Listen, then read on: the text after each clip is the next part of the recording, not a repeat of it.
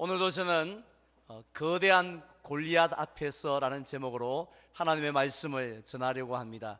며칠 전에요, 제가 살고 있는 아파트에서 폐기물 스티커가 붙여진 채 버려져 있는 큼직한 낡은 소파를 본 적이 있습니다.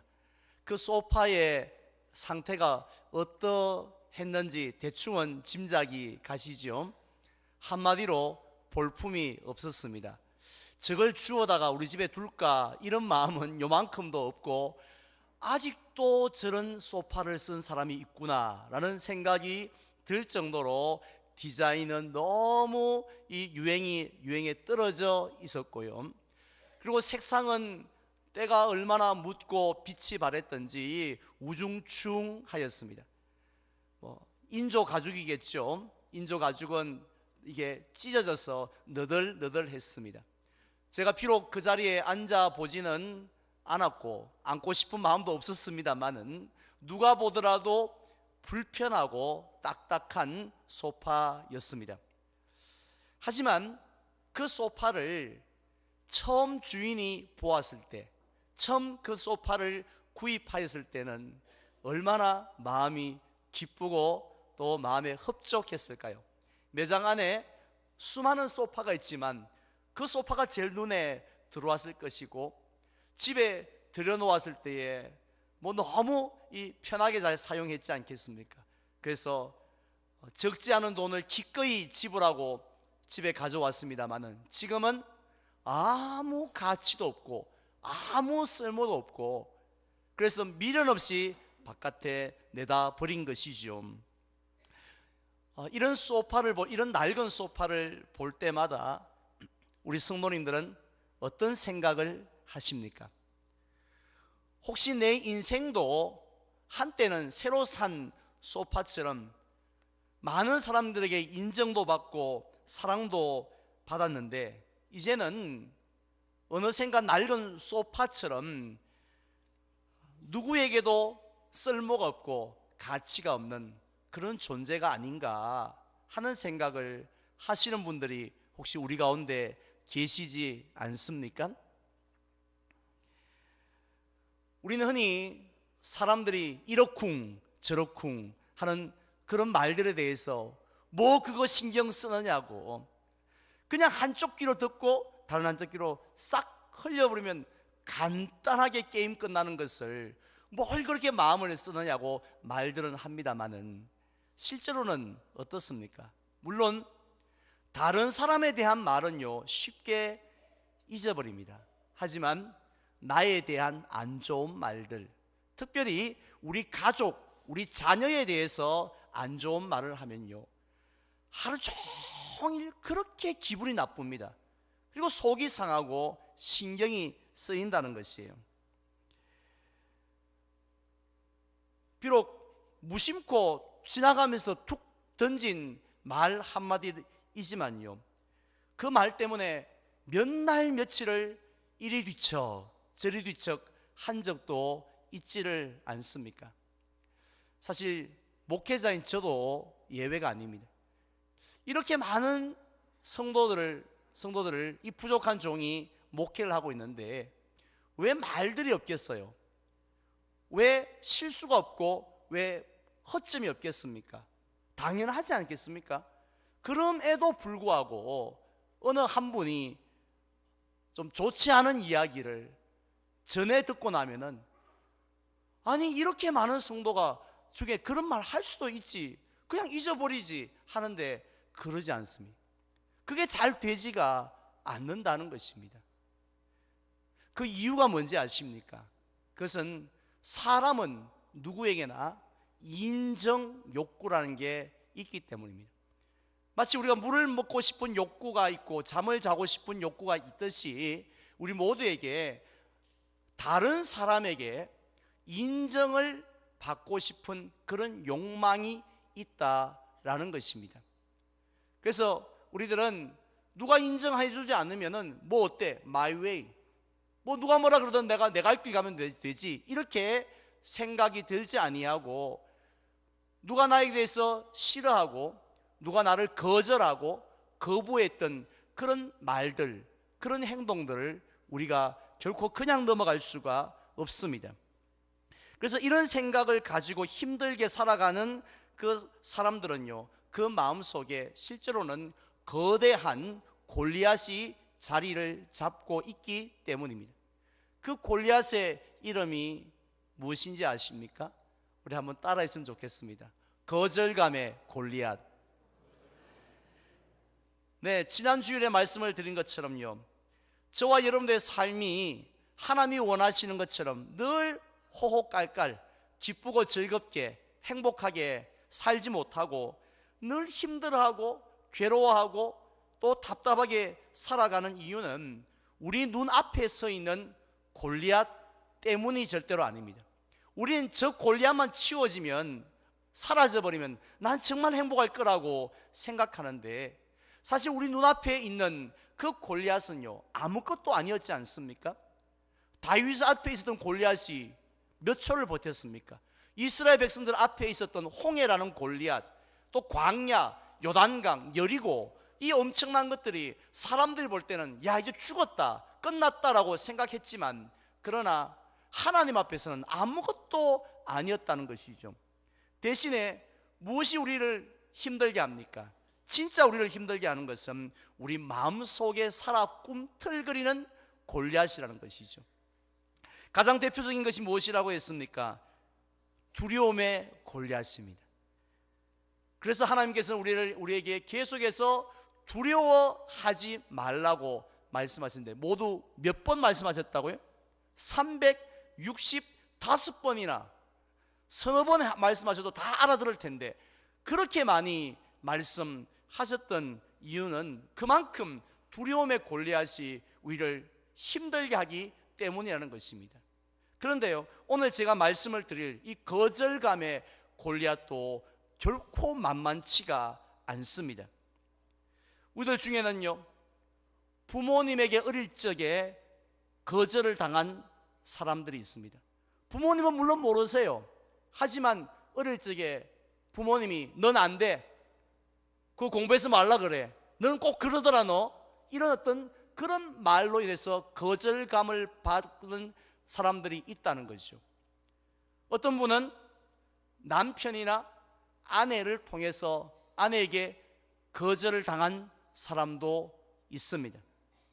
가까운 친구나 교우들에게 거절을 당한 사람들도 있는데요, 이들의 삶이 얼마나 비참한지 모릅니다. 엘라 골짜기에 있었던 이스라엘 백성들만큼이나 그렇게 힘들게 살아가고 있다라는 것이죠. 실제로 그런 사람을 오늘 본문에서 만날 수가 있습니다. 그는 바로 다윗의 제일 큰 형님이었던 엘리압이라는 사람이었습니다. 오늘 28절 말씀에 보면요, 엘리압은 막내 동생인 다윗을 보자마자, 발견하자마자 제일 먼저 어떻게 행동을 했습니까? 그는 다윗에게 노를 바랬다, 노발대발했다는 거죠. 그러면서 뭐라고 말하느냐면, 네가 어찌하여 이리로 내려왔느냐고, 그 많은 들에 있는 양떼들은 누구한테 맡기고 네가 어디 이 자리를 감히 왔느냐고 하면서 책망을 하기 시작을 했습니다. 사실 객지에서는요, 고향 뭐만 만나도 반갑다고 하나요? 까마귀만 만나도 반갑다고 합니다. 고향에 살 때는 까마귀가 뭐 귀합니까? 눈에 들어오지도 않는데, 객지에 나가면 고향 까마귀를 만나도 그렇게 반갑다는 거죠. 뭐 해외에 나가서 대구에서 왔습니까? 신천동에서 왔다고요? 이러면은 얼굴도 한번 본 적이 없지만 대구에 신천에 왔다는 그 한마디에 얼마나 반가운지 모르지 않습니까?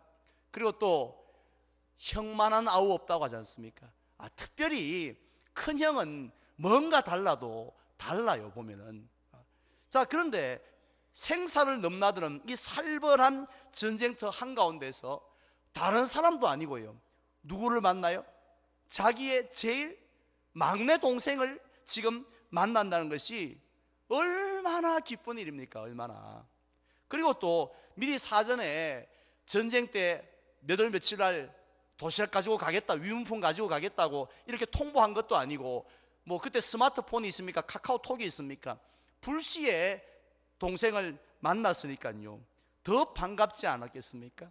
따라서 이러한 동생을 처음 보았을 때 이게 누구냐고, 이게 누구냐고, 이거 다윗 아니냐고 하면서, 아니 다윗아, 네가 이 험한 전쟁터까지 오는 동안에 혹시 다친 데는 없느냐고, 아니 밥은 지금 먹고 여기까지 왔느냐고, 그리고 또 도대체 무슨 일로 왔느냐고 하면서 사랑과 막 다정다감과 애정이 섞인 그런, 정말 말로 그렇게 다윗을 위로하고 안아주고 뭐 그렇게 해야지 정상이 아닙니까?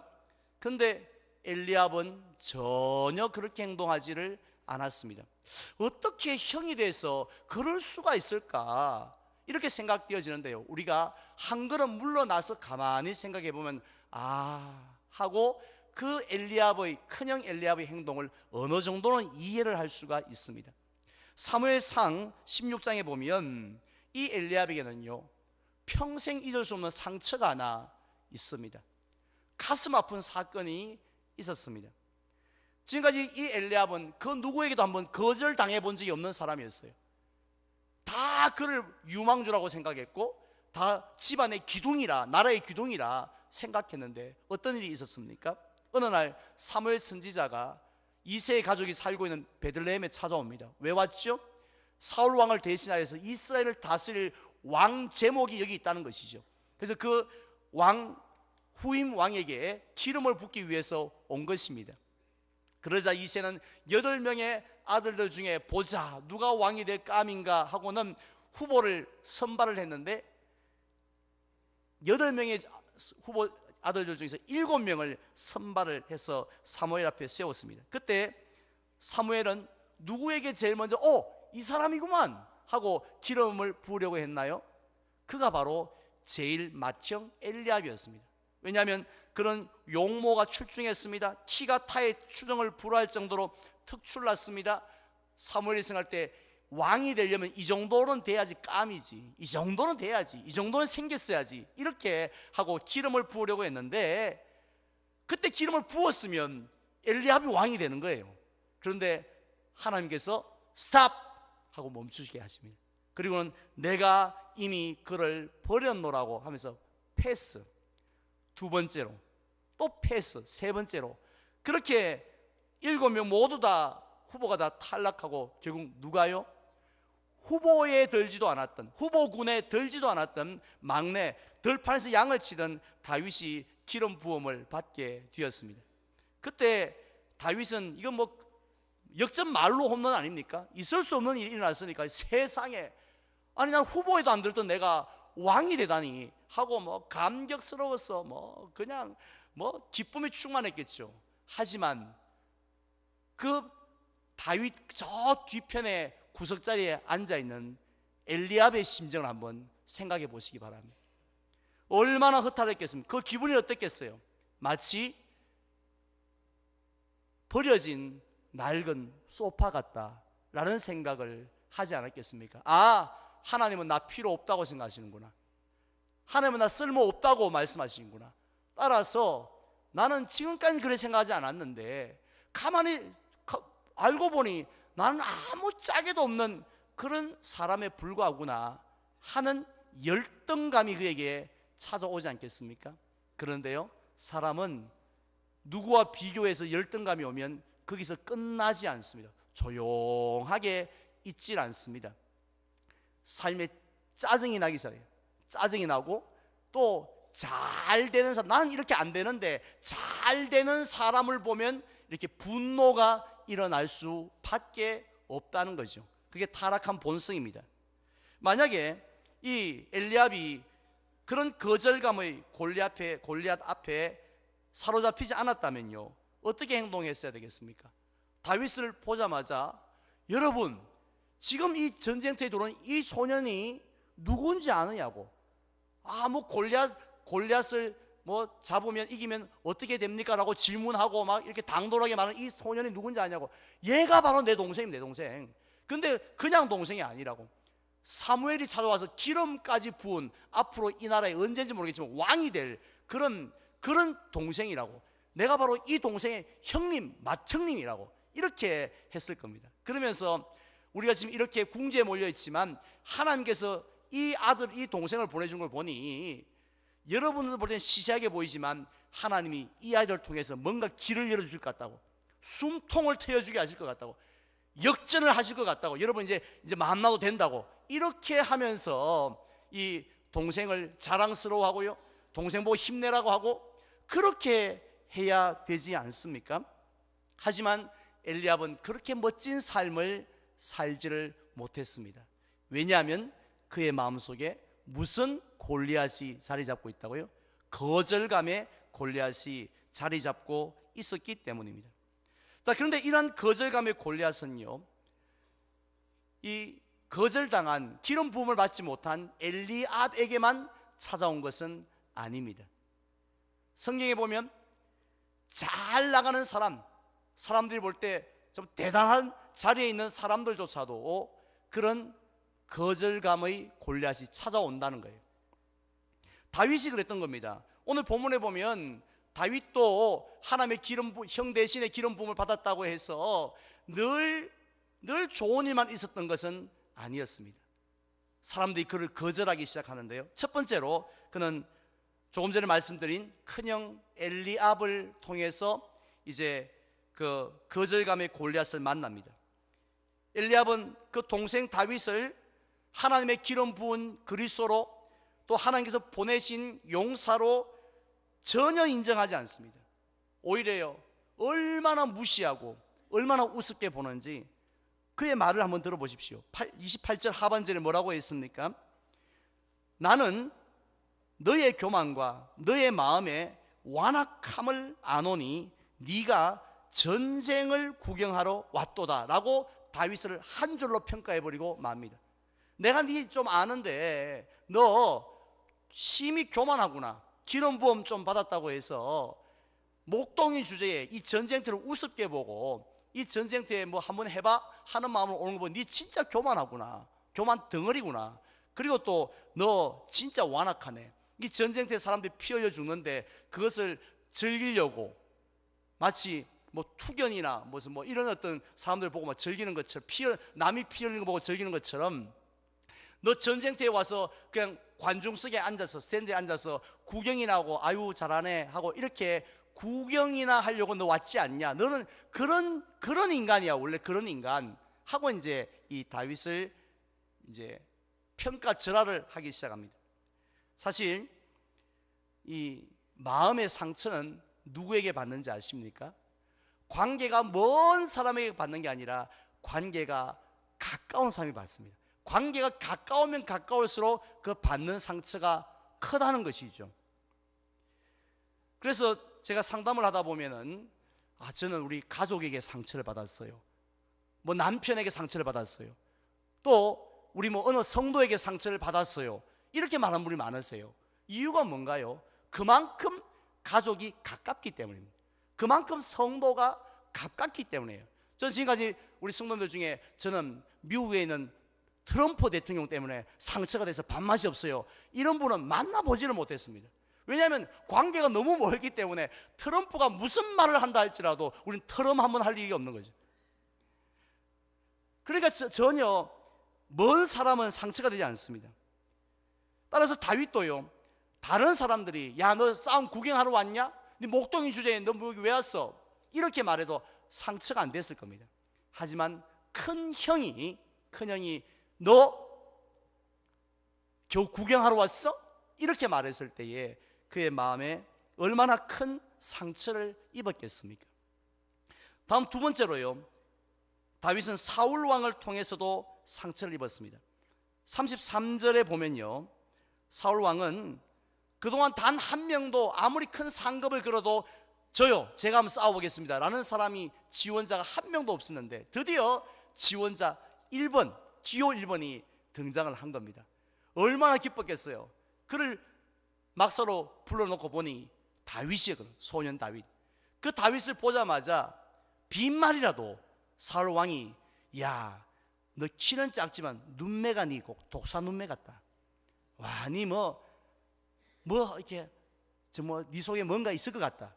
뭐 정말 뭔가 숨겨놓은 게 비장의 무기가 있을 것 같다. 너를 보니까 조금 마음이 놓인다 야. 뭐 이렇게 말해주면 얼마나 좋습니까? 근데 사울 왕이 다윗에게 뭐라고 그러나요? 네가 가서 저 블레셋 사람과 싸울 수 없으리니. 그 말은 뭡니까?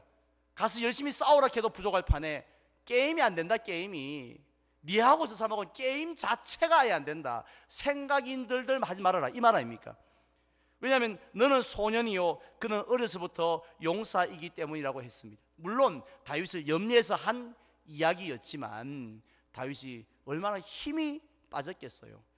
뭐 다윗하고 막 구호를 외쳐도 지금 부족할 판에 이런 이야기를 한 거죠. 마지막 세 번째로 이 거절감의 골리앗은 실제 골리앗을 통해서 다윗에게 찾아왔습니다. 오늘 읽지 않았습니다만 42절에 보니까 드디어 다윗이 막대기와 물맷돌 5개를 가지고 골리앗 앞에 다가갔습니다. 그때에 그런 다윗을 본 골리앗이 순간 사시나무 떨듯이 벌벌벌벌 떨고 뭐 식은땀을 쭉쭉 흘리고 그랬던 것이 아니라 어떻게 했다고요? 보자마자 업신 여겼다라고 했습니다. 왜냐하면 이 다윗이 젊고 붉고 용모가 아름다웠기 때문이라고 했습니다. 여기서 붉다라는 말은요, 이 얼굴 볼이 붉으스름한 이 그런 하면서 이 아주 솜털이 가지도 않은 그런 앳된 얼굴을 가졌다라는 말이거든요. 거기다가 이 무시무시한 전쟁터에서 막 흠상궂은 모습도 아니고 너무 용모가 아름다웠으니 골리앗이 그냥 우습게 본 거죠. 야, 네가 지금 이게 여기가 어디라고 왔냐 하고 그렇게 조롱을 하였다는 것입니다. 이처럼 다윗은 제일 먼저 큰형 엘리압에게 거절을 당했습니다. 두 번째는 사울 왕에게도 거절을 당했고 마지막은 실제 골리앗에게 거절을 당했습니다.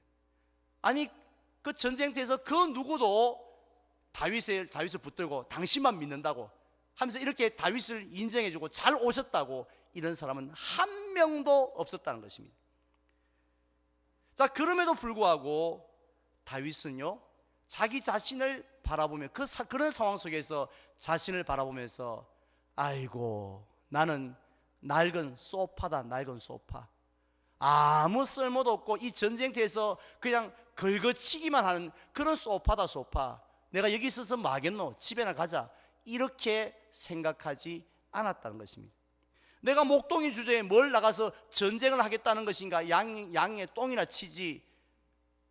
그리고 또 내가 소년인 주제에 분수를 알아야지. 빨리 도시락이나 전달하고 집에나 가자. 아버지가 원하는 대로. 이렇게 생각하지 않았다라는 것입니다. 오늘 29절과 30절에 그 모습이 나오지 않습니까? 다윗이 뒤로 물러서지 않습니다. 어떻게 말합니까? 다윗이 이르되 내가 무엇을 하였나이까? 어찌 이유가 없으리까 하고 누구에게요? 형에게 말을 합니다. 내가 이렇게 행동한 게 뭐가 잘못됐다는 말입니까? 이거 아닙니까? 그리고 또 30절에 보면 돌아서서 다른 사람을 향하여 전과 같이 말했다고. 조금 기가 죽고 목소리가 약간 떨리고 이제는 좀 더 이제 자신감을 상실한 그게 아니에요. 전과 똑같이 그렇게 강하고 담대하였다라는 것입니다. 이렇게 거절감의 골리앗 앞에서 다윗이 조금도 흔들리지 않았던 것, 아무도 나를 인정해 주지 않았음에도 불구하고 흔들리지 않았던 이유가 무엇일까요? 그것은요, 사람들은 다 나를 거절했지만, 사람들은 다 나를 인정하지 않았지만 딱 한 분, 하나님은 나를 인정하여 주셨습니다. 하나님은 나를 받아주셨습니다 하는 믿음 때문인 줄 믿습니다. 사람들은 나를 다 우습게 보았지만 하나님은 나를 우습게 보지 않으실 줄 믿습니다 하는 믿음이 있었고요, 사람들은 쓸모없고 갖다 버리라고 말하지만 하나님은 쓸모있고 내가 귀하게 쓰겠다라고, 내가 사랑하고 기뻐한다고 말씀하신다라는 사실을 믿었기 때문이었습니다. 즉 하나님은 내 편이라고, 하나님은 나를 인정해 주신다는 그런 확신을 가졌기 때문이었습니다. 그래서 45절에서 다윗은 어떻게 고백을 합니까? 우리 다 같이 한 목소리로 봉독할까요? 다윗이 블레셋 사람에게 이르되 너는 칼과 창과 단창으로 내게 나아오거니와 나는 만군의 여호와의 이름 곧 네가 모욕하는 이스라엘 군대의 하나님의 이름으로 내게 나아가노라. 아멘. 누구의 이름으로요? 하나님의 이름으로. 내가 지금 당신 앞에 골리앗 앞에 나온 것은 내 뒤에 누가 있는지 아나? 큰형 엘리압이 있다, 사울 왕이 있다, 또 이스라엘 군대가 있다. 그래서 내가 나왔다고 말하지 않습니다. 아무도 내 뒤에 없지만, 아무도 나를 지지하지 않고 나를 응원하지 않고 나에게 요만큼도 기대하고 있지 않지만, 그러나 하나님은 기대하시오. 하나님 나를 들어쓰셔. 하나님 나를 버리지 않고 나를 사용할 줄 믿습니다 하는 그와 같은 믿음이 있으니까 만군의 여호와의 이름으로 담대하게 나아갔던 것입니다. 결국 다윗은 거절하는 사람을 본 게 아니에요. 절대로 거절하지 아니하시고 받아주시는 하나님만 바라보았기 때문에 이길 수 있었는 줄 믿습니다. 이게 비결입니다. 사람을 보는 게 아니라 거절하지 않은 하나님을 바라보아야 한다는 것입니다. 오늘날 우리들은 사람을 얼마나 많이 봅니까? 사람들이 어떻게 말할까? 오늘 내가 지금 시온창대 찬양을 했는데 이 예배를 마치고 사람들이 뭐라고 말할까? 또 내가 교회에서 어떤 섬김을 했는데 뭐라고 말할까? 그 사람의 말에 얼마나 신경이 예민한지 모릅니다. 그래서 조금이라도 누가 부정적인, 내가 원치 않는 그런 말들을 하면 내가 거절받았겠구나, 나를 싫어하는구나, 나중엔 나는 별로 쓸모없는 존재구나, 그런 생각을 한다는 것이죠. 이런 거절감은요, 실패한 사람에게 오는 것이 아니라고 했죠. 다윗 같은 사람에게도 옵니다. 자기 반에서 꼴찌하는 아이에게만, 학생에게만 오는 게 아니라 자기 반에 1등하는 학생에게도 이런 마음이 옵니다. 왜요? 전교 1등을 보기 때문에. 전교 1등하는 애도 이런 낡은 소파 같다는 생각을 합니다. 왜요? 대구 시내 1등을 바라볼 때 자기는 아무 것이 아니라고 생각하기 때문입니다. 어떤 분은요, 누구한테 아무 말도 듣지 않는다 할지라도 우리 SNS 있지 않습니까? 카톡이나 무슨 페이스북이나 이런 것들을 보고 통해서 다른 사람하고 비교합니다. 친구로 맺은 동창이나 성도들의 모습을 봅니다. 그들이 먹는 음식을 봅니다. 해외에서 놀러가 여행했던 사진을 봅니다. 그러면서 자기와 비교하면서 어떤 생각을요, 나는 낡은 소파 같구나 하면서 괜히 열등감과 분노와 절망 가운데 빠질 때가 있다는 것입니다. 그러나 우리는 누구를 바라보아야 한다고요?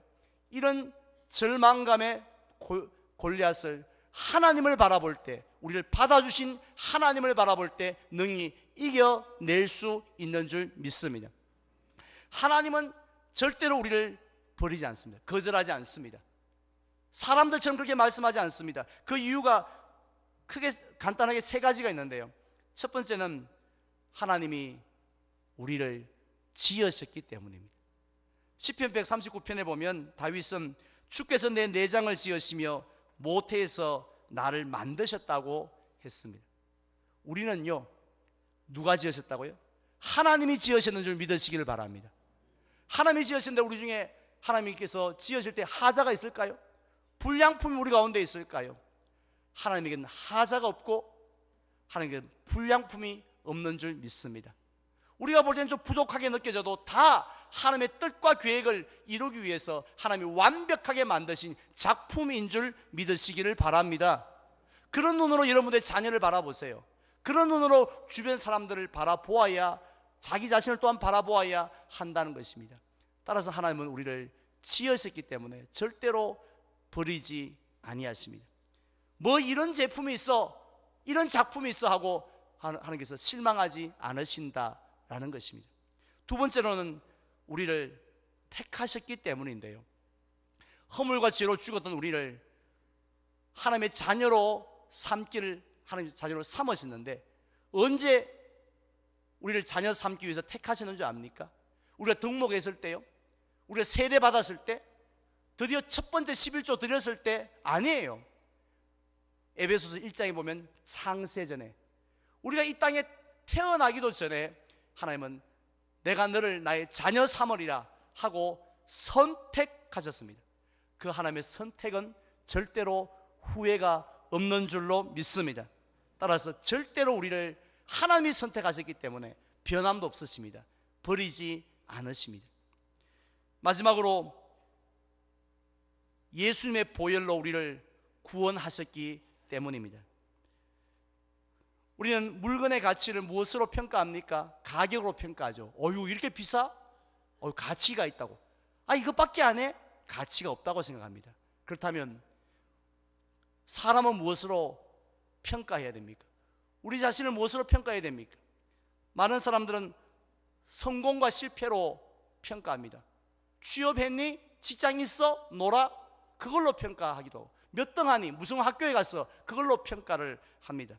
어른들은 재산이나 지위로 평가하기도 합니다만은 실제로 뭘로 평가해야 됩니까? 하나님의 사랑으로 평가해야 될 줄 믿습니다.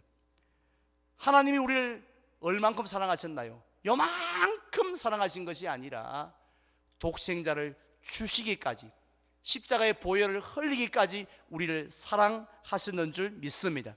그래서 어떤 분은 이렇게 말합니다. 우리는 얼마짜리인 줄 아냐? 내가 바로 예수님짜리라고. 예수님의 피값으로 생명을 우리를 사셨기 때문에 우리는 예수님만큼 가치가 있는 그런 존재라고. 그러하기에 우리가 많은 짜리 하나도 잘 버리지 않는데 예수님 짜리를 하나님이 버리시겠습니까? 끝까지 우리를 받아주시고 인정해 주신 줄 믿으시기를 바랍니다. 이제 저는 말씀을 맺고자 합니다. 우리의 삶을 괴롭히는 마음속 골리앗이 여러 개가 있는데 그 중에 하나가 바로 오늘 살펴본 거절감의 골리앗입니다. 이 골리앗에 사로잡히면요, 평생을 남의 눈치를 봅니다. 사람들이 뭐라 그럴까? 오늘 내가 찬양했는데 뭐라 그럴까? 또 내가 이 직장에 갔는데 사람들이 뭐라 그럴까? 거기에 관심을 가집니다. 그래서 조금만 더 잘난 사람 보면, 또 조금만 부정적인 이야기를 들으면 나는 쓸모없다고 하면서 열등감에 빠지고 누군가에 대한 분노를 가지고 살아가기도 합니다.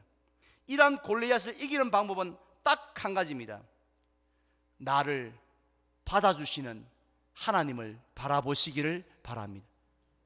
찬송가 88장에 보면 온 세상 날 버려도 주 예수 안 버려 했습니다. 우리가 세상을 살아가면서 실수할 수 있죠. 넘어질 때가 있죠. 온 세상 사람들이 다 나쁜 사람이라고 손가락 같이 한다 할지라도, 아무도 나를 인정해 주지 않는다 할지라도 하나님은 우리를 변함없이 사랑하시고 변함없이 받아주시는 줄 믿으시기를 바랍니다. 그 사실만 기억하면 이길 수 있습니다. 누가 뭐라 그런다 할지라도 사람 신경 쓰지 않고 우리가 묵묵히 달려갈 길을 다윗처럼 골리앗 앞으로 나아갈 수 있는 줄 믿습니다. 그래서 나를 지으신 분이 하나님이시지 않습니까? 우리가 보통 사람이에요. 나를 하나님의 자녀로 부르신 분이 하나님이시지 않습니까? 나를 세상에 보내신 분도 하나님이세요. 내가 지금 어떤 직장, 어떤 연봉에 있든지, 어떤 상황에 있든지, 병원에 있든지 그게 중요한 게 아닙니다. 다 하나님의 뜻대로 인도하고 계신 줄 믿습니다. 그 하나님 바라볼 때에 우린 거절감의 골리앗을 능히 이기고 날마다 승리하게 될 줄 믿습니다. 그러는 우리 모든 승모님들 되시기를 주님의 이름으로 축원을 드립니다.